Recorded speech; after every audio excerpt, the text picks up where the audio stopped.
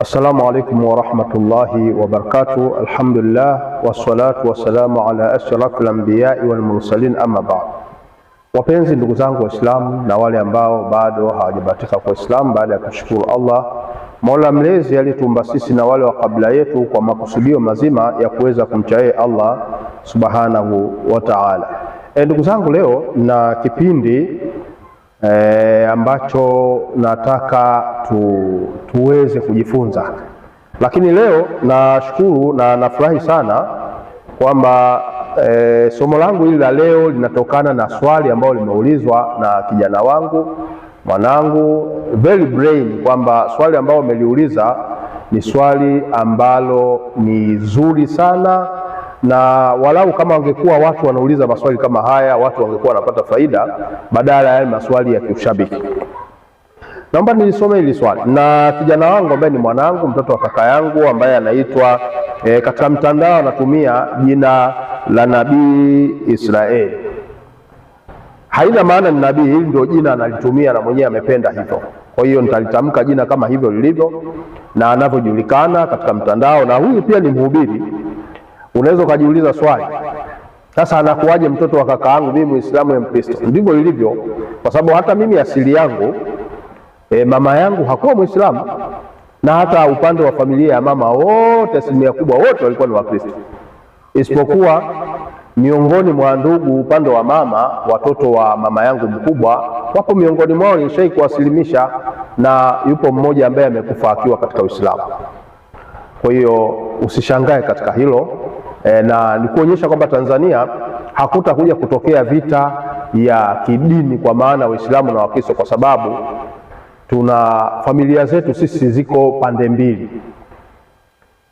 mbili. Kwa hiyo huyu ni mtoto wa kaka yangu ambaye anaitwa Dismas Mshihiri, ambaye baba yake pia naye ni mhubiri, kwa maana ni mtumishi kwa upande wa kanisa.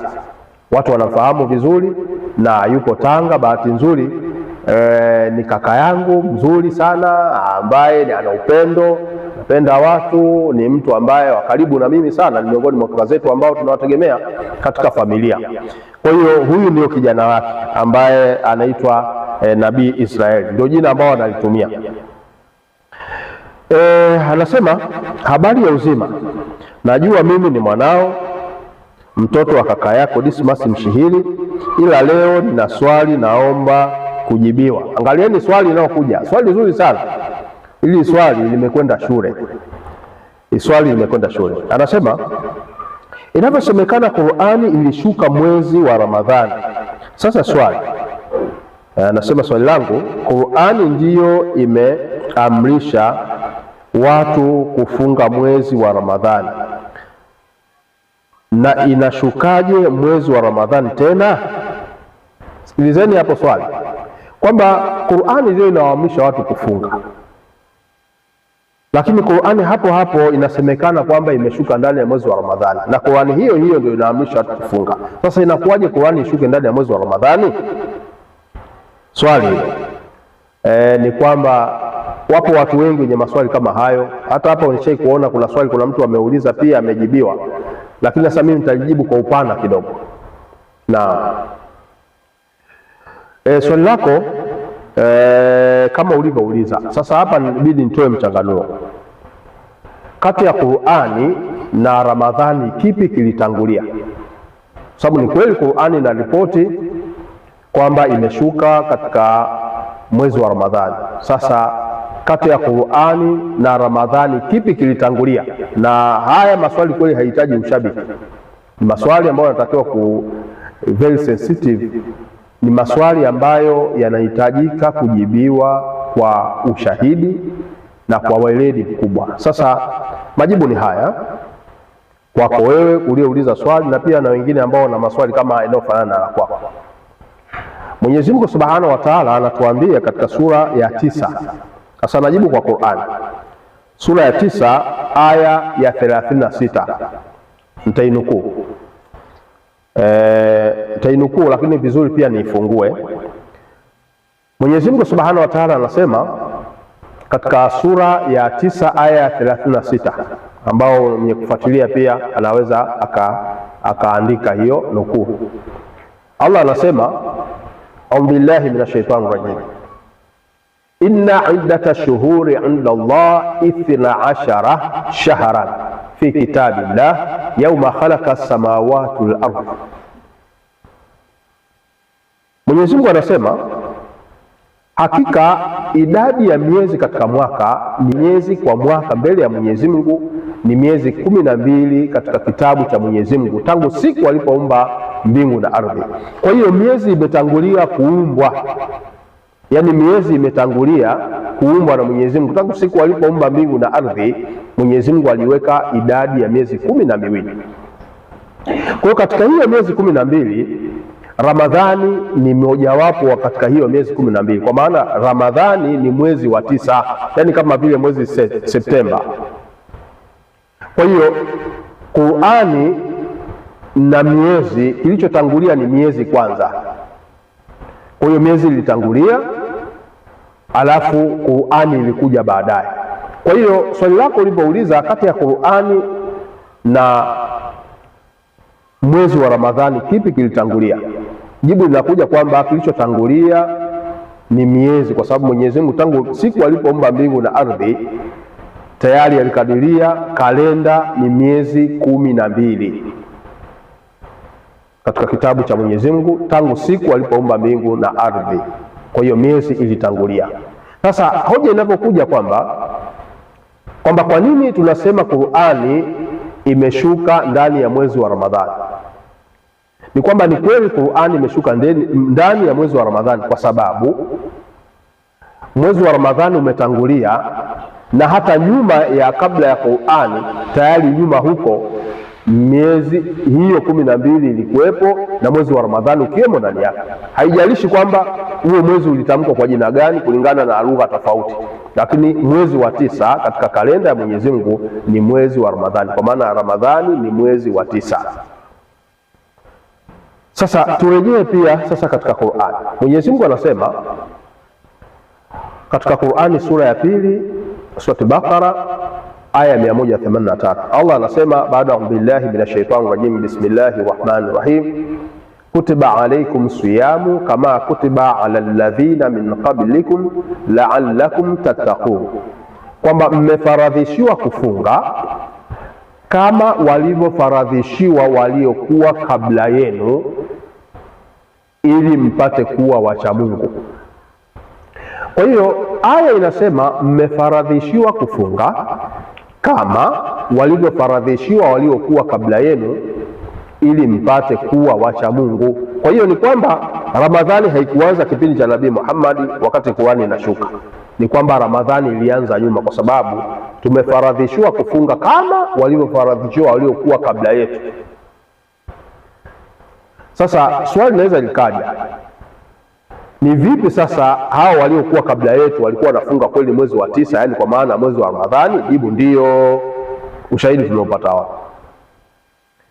Naomba Nabii Israel, wewe ni msomi wa maandiko na kufahamu vizuri, mwanangu, kijana wangu, uko vizuri kwenye maandiko. Sasa nataka tufungue katika kitabu cha Biblia sura ile ya Yeremia sura ya 36 aya namba 9.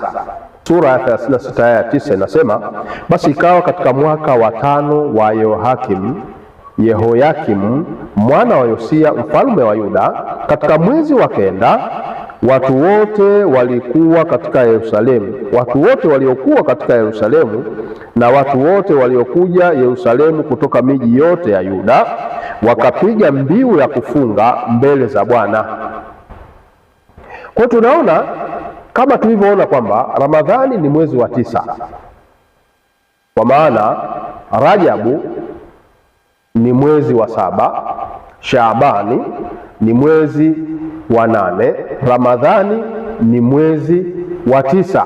Kwa hiyo tunaona kwamba Qur'ani imerifaa kwamba tumefaradhishiwa kufunga. Neno hili kutiba katika lugha pia ya Kiarabu ina maana ya kuandikwa, kwa maana mmeandikiwa kufunga kama walivyoandikiwa waliokuwa kabla yenu. Kwa hiyo tukija kwenye maandiko pia inaonyesha kwamba hata watu wa zamani waliandikiwa kufunga katika mwezi wa 9. Naona. Kwa hiyo mwezi wa 9 huu ambao ndio Ramadhani ndio mwezi ambao Qur'ani imeshuka. Kwa hiyo tunaona kwamba hata watu wa kale katika kitabu cha Yeremia sura ya 36 aya ya 9 inaonyesha katika mwaka wa 5 wa Yehoyakim mwana wa Yosia mfalme wa Yuda walipiga mbiu ya kufunga mbele za Bwana. Kwa hiyo tunaona kwamba watu pia waliamrishwa kufunga mwezi wa 9 kwa mujibu wa vitabu vya kale. Kwa hiyo Qur'ani inabaki katika usahihi kwamba ilichokieleza na rifaa yake inathibitika kwamba ni kweli. Mwezi wa 9 watu walipiga mbiu ya kufunga. Kwa hiyo hapa tunapata kwamba Ramadhani ilikuwepo kabla ya Qur'ani na kabla ya Mtume SAW kuja na Qur'ani. Kwa hiyo hapa ndio tunapata majibu, lakini nataka niendeleze majibu zaidi kwamba Qur'ani imerifaa. Tumeona katika aya 183 aya surati Bakara. Sasa tukienda katika aya ya 185, Mwenyezi Mungu Subhanahu wa Ta'ala anasema shahru ramadhana alladhi unzila fihi alquran huda linnasi wa bayinati min alhuda wal furqan, kwamba mwezi huo mlioambiwa mfunge ni mwezi wa Ramadhani ambao Qur'ani imeshuka ndani yake. Kwa hiyo ushahidi wa kwamba Qur'ani imeshuka ndani ya mwezi wa Ramadhani tunaipata pia katika aya ya Qur'ani, kama muulizaji alivyosema nijibiwe kwa mujibu wa Qur'ani. Kwa hiyo Qur'ani ndio inatoa majibu kwamba mwezi huo mlioambiwa mfunge ni mwezi wa Ramadhani ambao Qur'ani imeshuka ndani yake. Kwa hiyo aya 185 ya sura Bakara hiyo hiyo ndio inathibitisha kwamba Qur'ani imeshuka ndani ya mwezi wa Ramadhani. Sasa hoja ya kwamba je, Qur'ani ndio iliyoripoti kwamba tufunge, sasa inakuwaje Qur'ani hiyo hiyo ishuke ndani ya mwezi wa Ramadhani? Ni kwamba kalenda ilianza kabla, tangu siku Mungu alipoumba. Ukisoma Qur'ani sura ya 10 aya ya 5, hapa nafanya uchambuzi zaidi kwa sababu swali liko makini na majibu natakiwa nao yawe makini. Ukisoma Qur'ani sura ya 10 aya ya 5, Mwenyezi Mungu anasema bismillahir rahmanir rahim walladhi ja'ala shamsa dhiyaa wal qamara nura wa qaddarahu manazila lita'lamu adada sinina wal hisab ma khalaqa Allahu dhalika illa bil haqqi yufassilu ayati liqaumin ya'lamun. Kwa Mwenyezi Mungu anasema yeye ndiye aliyelifanya jua, aliyeliumba jua, aliyejalia jua kuwa mwangaza na mwezi kuwa nuru, na akaupimia vituo ili mjue idadi ya miaka na hesabu nyinginezo.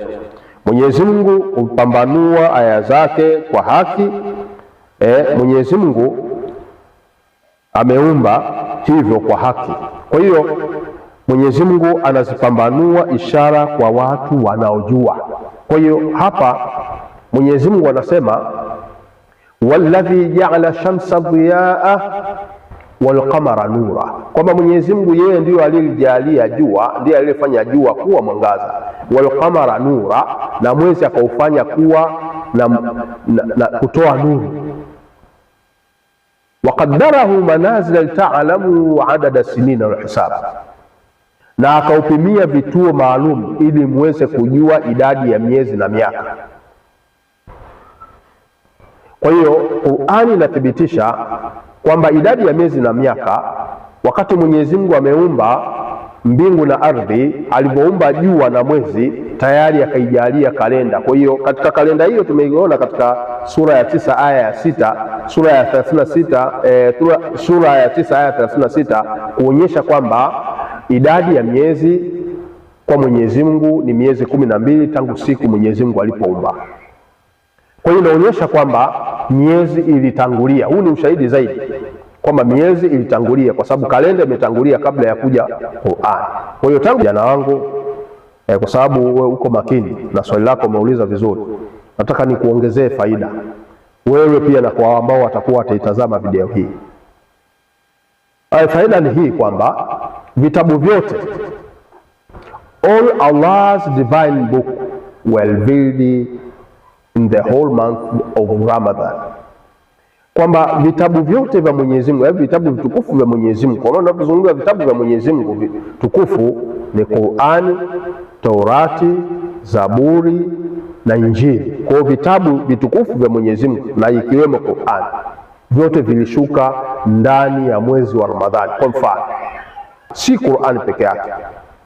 Kwa faida ambayo pia tunatakiwa kuipata ni kwamba vitabu vyote vya Mwenyezi Mungu, Sufi Ibrahim imeshuka tarehe 1 mwezi wa Ramadhani, Taurati ya Nabii Musa imeshuka tarehe 6 mwezi wa Ramadhani, Zaburi ya Nabii Daudi imeshuka tarehe 12 mwezi wa Ramadhani, Injili ya Nabii Isa alayhi salam ama Bwana Yesu imeshuka tarehe 13 mwezi wa Ramadhani, Qur'ani imeshuka pia tarehe 24 mwezi wa Ramadhani. Kwa hiyo vitabu vyote vya Mwenyezi Mungu vimeshuka ndani ya mwezi wa Ramadhani. Kwa hiyo faida ambayo watu wataipata kulingana na swali la kijana wangu Nabii Israel ni kwamba watu wameweza kufahamu pia kwamba hata vitabu vingine kwa maana ya Taurati, Zaburi, Injili, Sufi Ibrahim pamoja na Qur'ani vyote vimeshuka ndani ya mwezi mtukufu wa Ramadhani. Huo ndio usahihi na majawabu yaliyokwenda shule. Kwa hiyo nadhani kwa kujibu hivyo maana yake utakuwa umenifahamu. Sasa hoja nyingine ambayo nataka uelewe, naongeza uelewa pia, si kwa wewe tu uliyeuliza kama si Muislamu, hata kwa Waislamu pia, ni kwamba Mwenyezi Mungu Subhanahu wa Ta'ala pale aliposema katika sura ya 97 Suratul Qadr, Mwenyezi Mungu anasema bismillahir rahmanir rahim, inna anzalnahu fi lailatul qadr wama adraka ma lailatul qadr lailatul qadri khairun min alfi shahr tanazzalu almalaikatu waruhu fiha biidhni rabbihim min kulli amri salamun hiya hatta matla'il fajr.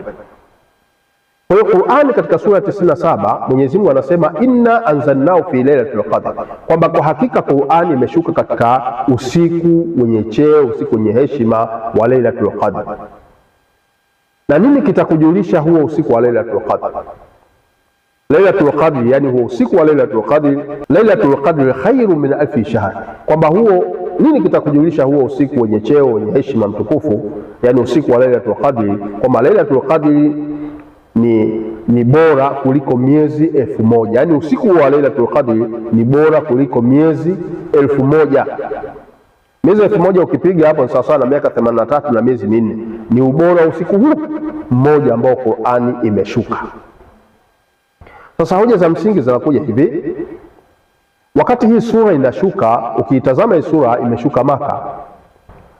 Kwa hiyo Mtume SAW wakati anaambiwa kwamba Qur'an imeshuka katika usiku, hakutajua mwezi, alitajua usiku kwanza. Mtume hakujua kwamba SAW hakujua kwamba ni mwezi gani, lakini akawa ametajiwa usiku tu wa Qur'ani ulioshuka. Kwa hiyo Mtume SAW akiwa Madina ndio inashuka sura Al-Baqara ambayo imeteremkia Madina. Mtume SAW ndio akapewa taarifa kwamba shahru ramadhana alladhi unzila fihi alquran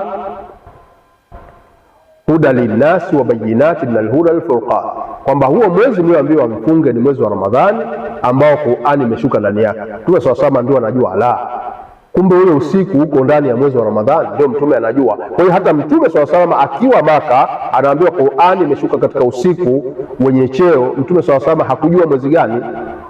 Kwa hiyo mpaka anaenda Madina ndio Qur'ani inamletea taarifa kwamba usiku huo ulioshuka Qur'ani ambao umeambiwa mfunge ndio siku ambayo Qur'ani imeshuka ndani yake, ndio mwezi ambao Qur'ani imeshuka ndani yake. Kwa hiyo utaona kwamba hata Mtume SAW akiwa Maka alikuwa hajajua mwezi gani Qur'ani imeshuka.